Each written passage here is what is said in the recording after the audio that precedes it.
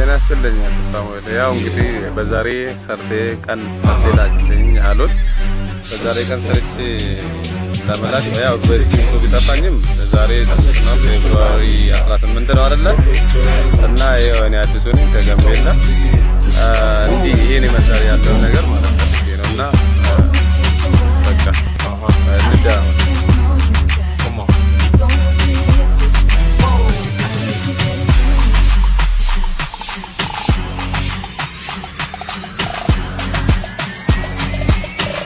going to hit the